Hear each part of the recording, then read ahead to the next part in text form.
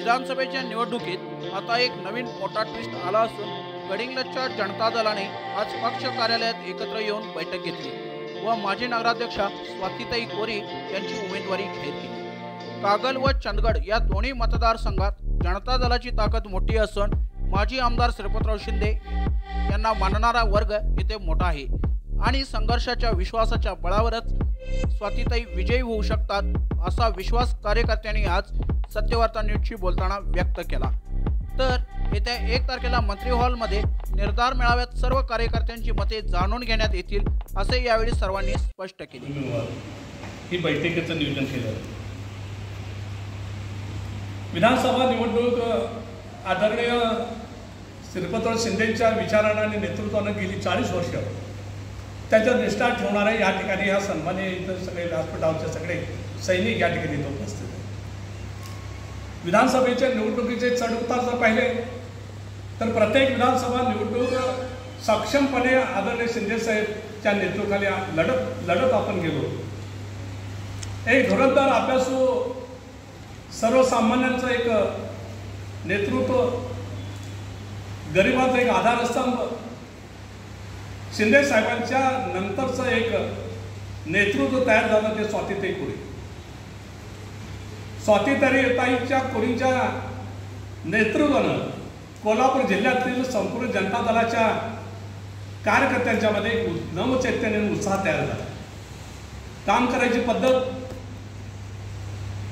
सर्वसामान्य लोकांच्या बरोबर भिडायचं, सर्वसामान्य प्रश्नाला भिडायची ताकद त्या वाघिणीकडे असल्यामुळं येणाऱ्या विधानसभेच्या निवडणुकीमध्ये महाविकास आघाडी महायुती अशा पद्धतीची एकंदर राज्याचे चित्र जर पाहिलं, कागल विधानसभा मतदारसंघामध्ये स्वातीताई कोरींचं नाव प्राधान्य त्या ठिकाणी चर्चेला सातत्याने येत होतं। त्याची पार्श्वभूमी अशी, गेली 40 वर्ष नगरपालिका स्थापन झाल्यापासून एखादा टर्म जर सोडला तर सातत्यानं शिंदेसाहेब आणि स्वातीताईच्या नेतृत्वाखाली नगरपालिका त्यांच्या ताब्यात आहे।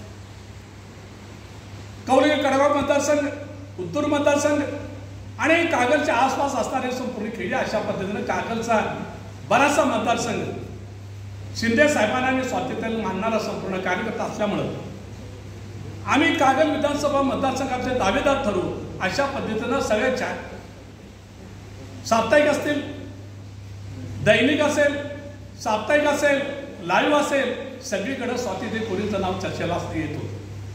हे सगळं जर पाहिलं, या पार्श्वभूमीवर कागल मतदारसंघ झाला, चंदगड मतदारसंघामध्ये गावागावामध्ये शिंदे साहेबांवर प्रेम करणारा कार्यकर्ता, जनता दलावर प्रेम करणारा कार्यकर्ता अखंडपणे तशाच्या तशा त्या पद्धतीनं आमच्या पाठीशी असल्यामुळे त्या मतदारसंघामध्ये भुदरगड राधानगरीचा विचार केला, त्या ठिकाणची विचार केला तर उत्तूर मतदारसंघ सातत्याने जिल्हा परिषद पंचायत समिती हनवटे साहेब असतील, देशमाने साहेब असतील, रमेश डोनुस्के, अमृत पाटील ह्या सगळ्यांचा जर विचार केला तर त्या मतदारसंघामध्ये चांगली पकड आपली आहे।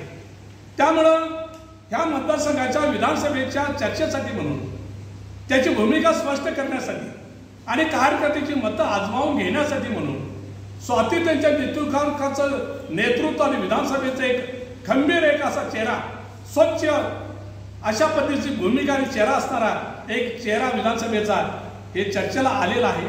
त्यासाठी म्हणून या सगळ्या तालुक्यातल्या सगळ्या जीवाभावाचे कार्यकर्ते सगळे 1 तारखेला मंत्री हॉल या ठिकाणी हा महामेळावा, निर्धार मेळावा होणार आहे।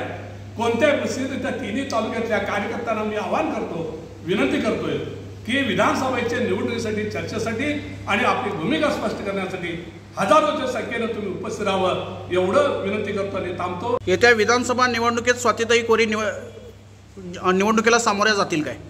हो, 100% विधानसभेच्या निवडणुकीला सामोरं जातील याची जमेची बाजू असं मी सांगेन की स्वातीताई कोरींचं स्वच्छ चारित्र्य, नेतृत्व, गुणसंपन्न, गोरगरीब कष्टकरी जनतेसाठी प्रश्नासाठी भिडणारं नेतृत्व की अशा पद्धतीनं अनेक आंदोलनं, मग महिलांचं आंदोलन असेल, गोरगरिबांचं आंदोलन असेल, झोपडपट्टीचं असेल, बेरोजगारांचं आंदोलन असेल, भूमिहीनांचं आंदोलन असेल आणि पूरग्रस्तांचं आंदोलन एकट्यानं ताईंच्या नेतृत्वाखाली लढत या सध्या कोल्हापूर जिल्ह्यामध्ये केलेलं आहे. त्यामुळे शेतकरी असेल, कामगार असेल, कष्टकरी जनता असेल, ते कोणत्या स्वाती त्यांचं नेतृत्व आणि नेतृत्व त्यांना पाहायला आमदार म्हणून त्यांना प्रत्यक्षात पाहायला आवडेल अशा पद्धतीचं तीव्र भावना कार्य करते.